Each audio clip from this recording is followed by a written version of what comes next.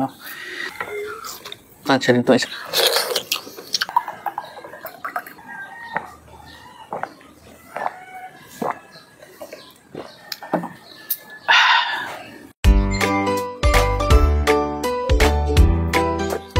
Tanghali na naman nga, mag-isip na naman tayo kung anong uulamin natin ngayong tanghali. Ngayon, napag-isip ko na bumili ng mga gulay dito. May nakasalubong ako ng mga nagtitinda ng gulay. Mura lang yung pagkabili ko. Kaya ngayong tanghali, uulamin natin ay puro gulay. So, ngayong tanghali nga, at hindi na tayo pabata. Kaya ang kailangan nating ulamin is mga gulay-gulay. Kasi pas na tayong 30, kaya hindi na tayo pwedeng kumain na parang bata. So, ang uulamin natin yan is itong mga gulay-gulay na to. Bale, ito, kanina nabili ko lang to. Itong lahat, nabili ko lang to ng 70 pesos lahat to. Yan sa nagtitinda kanina. So, ngayong tanghalian, ito ang uulamin natin ngayon. Una kong nilinisan ay ang talbos ng kamote. Isinalansan ko lang ito sa tabi ng sangkalan para mamaya atin nang mahugasan. Tapos, sunod ko namang nilinisan ay ang pechay. Tinanggal ko lang ang pinakapuno nito dahil hindi na natin ito kailangan. Sunod naman nating linisan ay ang ating okra. Tinanggal ko lang ang matigas at pinakadulong bahagi nito. Bakit nga ba kailangan natin kumain ng gulay pag tumungtong na tayo sa edad na 30? Una, ito na kasi yung panahon na kailangan natin ng preventive maintenance sa katawan natin. Sa edad na 30 kasi ay nagsisimula ng bumagal ang metabolismo ng katawan natin. Ang pagkain ng gulay ay parang preventive maintenance. Pinalalakas nito ang immune system at pinipigilan ang pag-usbong ng lifestyle disease tulad ng hypertension, high cholesterol, diabetes at obesity. Sa dami kasi ng processed food ngayon, gulay na lang ang natitirang tunay dahil hindi ito idinaan sa kemikal, preservative o sobrang alat at tamis. Ika nga, if the nature don't make it, don't take it. Sa madaling sabi, kung nasa edad ka na 30 pataas, ang pagkain ng gulay ay hindi lang opsyon, kundi ito ay obligasyon. Obligasyon mo sa sarili mo. Dito nga ay mag-iihaw na tayo ng ating talong. Mas gusto ko kasi sa talong yung inihaw kasi lasang-lasa dito ang smoky flavor nito. Yung iba naman ang diskarte na dito ay inilalaga nila. Pero para sa akin, the best pa rin ang lasa ng inihaw na talong. Pagkatapos kong ihawin ng talong, ay tinanggal ko na ang mga sunog na balat nito. Sunod ko namang pinakula ng ating okra. Tinakpan ko lang ito para mas mabilis na kumulo at lumambot. At kung bahagyan na ito lumambot, akunin na natin. At sunod naman natin papakuluan ang ating pechay. Masarap din kasing papakin ang nilagang pechay. Takpan nga lang natin ito hanggang sa bahagya itong maluto. At kung bahagya na itong maluto, tara, akunin na natin. At sunod ko na pinakuluan ang talbos ng ating kamuting bago. Antayin lang din natin itong medyo maluto at aakunin na natin ito. Para sa ating sausawan naman, bagoong pala ang napili ko. The best kasi ang bagoong na sausawan lalo na sa mga nilagang gulay. Naghiwa lang nga pala ako dito ng sibuyas para panglagay sa ating sausawan na bagoong. Pagkatapos, atin na itong pabindisyon at ipagpasalamat sa Panginoong Diyos. Let us pray. Panginoong Diyos, salamat po sa binigay niyong pagkain. Bindisyon niyo po ito at pakalinisin at sana po ito yung maging kalakasan at maging kagalingan ng aming pisikal na pangangatawan. Ito po ang aming samot-dalangin sa pinakamatamis na pangalan ng aming Panginoong Kristo. Amen.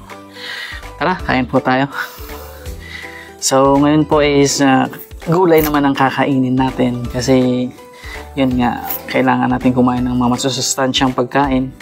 Kaya nga itong kamatis, hindi ko na siya iniwa kasi gusto ko siyang kainin ng ganito. Bali ito siyang gagawin kong paasim dito sa sa ating sausawan, dito sa bagoong. So, ang kamatis, gusto ko siyang kainin ng buo-buo. Gusto ko siyang kinakain ng ganito.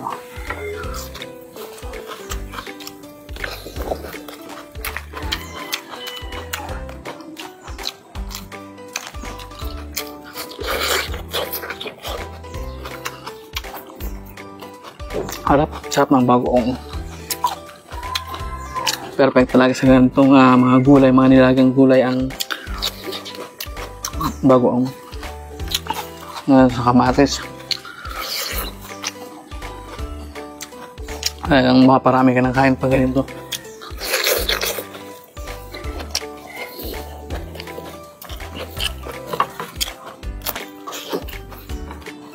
Ang aming okra.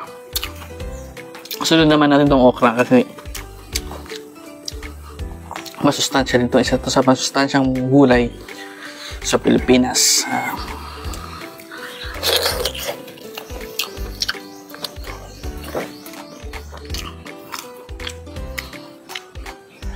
Okra.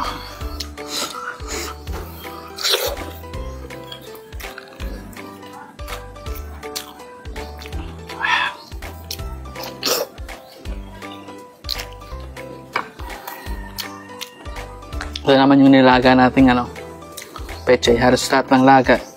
Ito ihaw, ito hindi na natin siya hiniwa-hiwa. Mas masarap kasi dito sa talong talaga yung ano, yung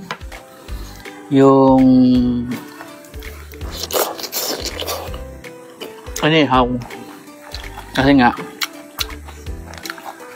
yung smoky flavor niya, mas lalo naging strong yung lasa niya dahil sa smoky flavor niya. Kaya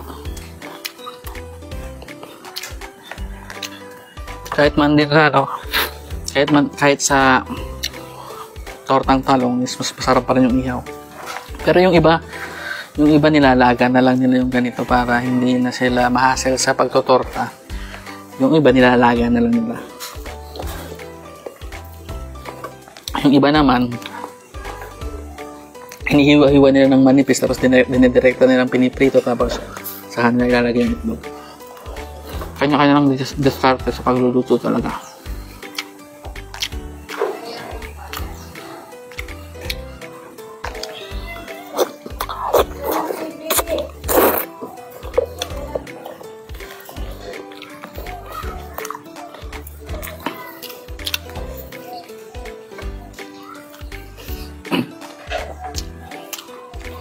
May bato yung kanin.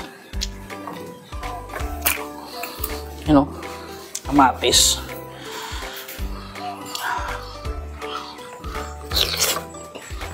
Parang sibuyas.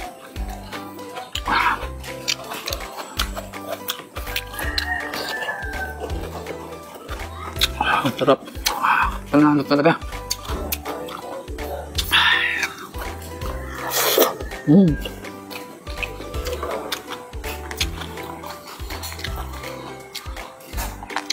Napakasimple lang na pagkain nito, mga kaibigan, pero kaya na tayong tumbasan yung ano, di ba? Yung sarap ng mga pagkain sa mamahaling restaurant. Sa bagoong pa lang, mapaparami ka na agad ng kanin eh.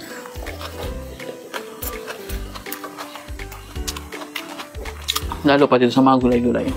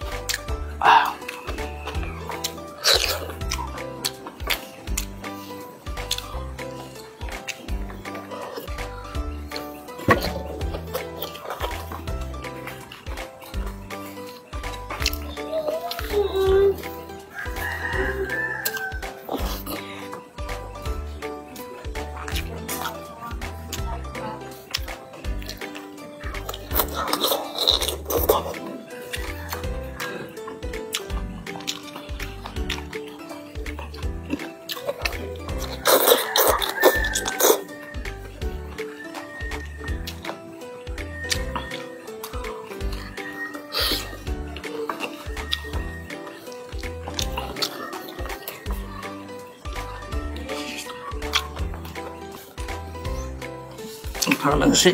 Ay, kalamansi. Kamatis.